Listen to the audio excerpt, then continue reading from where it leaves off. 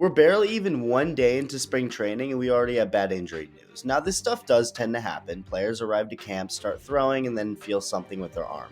That's never a good sign, obviously, at any point of any year, but if a player is already dealing with something before even putting on the freaking uniform, that's likely worse.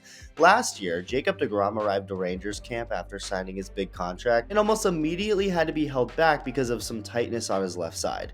He ended up beginning the year healthy enough to pitch for a couple months until he tore his UCL and had to get Tommy John surgery. So spring training injuries that aren't freak accidents like the ones Rhys Hoskins and Gavin Lux had are of course scary because they're more unavoidable. It just is what it is, and if you're already having issues in February before every player has even arrived to spring training, that's really concerning. Speaking of spring training, though, that of course means baseball is kind of back, meaning things will be getting more exciting. So if you haven't already, make sure to subscribe and hit the bell to stay notified of everything that goes on. Over in Astros camp, where pitchers and catchers just officially all reported, Justin Verlander said he felt some discomfort in his shoulder when he started playing catch and had to shut down his throwing program for a while. Now with Verlander, at least you can almost not get that upset, considering he's literally about to turn 41 years old.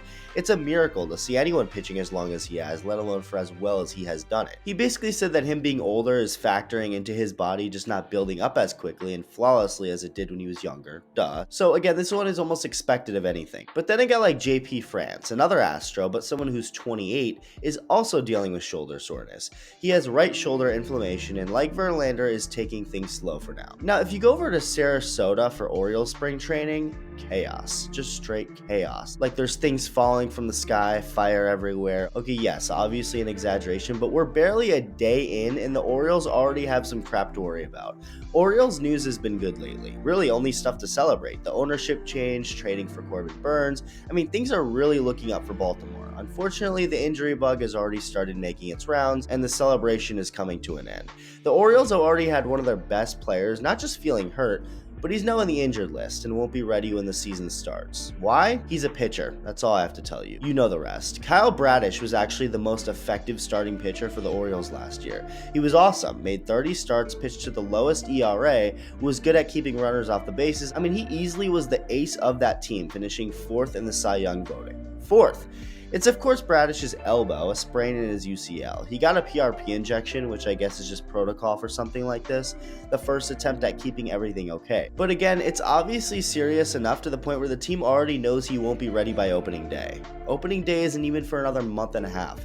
Sit down, there's more. John Means, a lot of you might have forgotten about him, and if you did, it makes sense. He finished second in Rookie of the Year voting in 2019 on an Orioles team that was laughably bad. Wasn't very good in the short 2020 season, pitched well in 2021, even throwing a no-hitter at one point, but did have his innings limited due to a strained shoulder.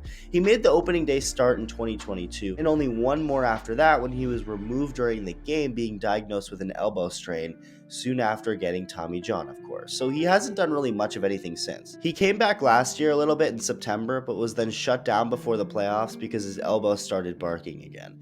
So as of right now, Means is a month behind all the other Orioles pitchers as far as being on schedule, with the team having him delay the start of his offseason program because of the elbow situation hurting him again. So he's also going to be starting the season on the injured list. Oh, you thought we were done? No. Gunnar Henderson, the 2023 Rookie of the Year, Orioles star third baseman, is also behind schedule because of an oblique injury that apparently needs about 2 to 3 more weeks of rest. With that said, at least he's still expected to be ready for opening day. Henderson's situation is much less discouraging than Bradish's or Means, but it's still not ideal. Hopefully it's not some lingering issue, but now even the Orioles' top catching prospect is also dealing with an injury. He's joining Bradish and Means on the broken down elbow club as he has a stress fracture in his throwing elbow and is hopeful to start throwing again by late April, so he'll just be hitting for now. Obviously the Corbin Burns trade looks infinitely more important now. The Orioles' starting rotation was already, I wouldn't necessarily say weaker, but it wasn't a proven solidified one at all. So with this mess now arriving at the scene of spring training, Burns being there is huge. But Burns is also still just one man, and after that, there's a bunch of options to fill out the rotation. Grayson Rodriguez and Dean Kramer being two of them, but overall it's a bunch of unproven, less promising ones. Not that they suck, there's just not as much promise as there would be with guys like Bradish and Means. There's plenty of starting pitchers available on the market, on the trade market, like Dylan Cease, Shane Bieber, some of the Marlins guys, and the O's are still looked at as the #1 farm system in baseball, so it's not like they can't get it done. The White Sox general manager Chris Getz was literally just asked if the Orioles have called them regarding Cease due to the Bradish news, and he said no. Will that change? We just have to wait and see. But they could also save those prospects and sign one of the remaining free agents like Jordan Montgomery or Blake Snell. I'd say they should get Montgomery on a very short-term deal. That could work, but anything long-term probably wouldn't be smart for him or Snell. Either way, the Orioles have some scrambling to do. I mean, they have time to do it. Every team does sooner or later. It just sucks that they have to deal with it before literally anything has even happened yet.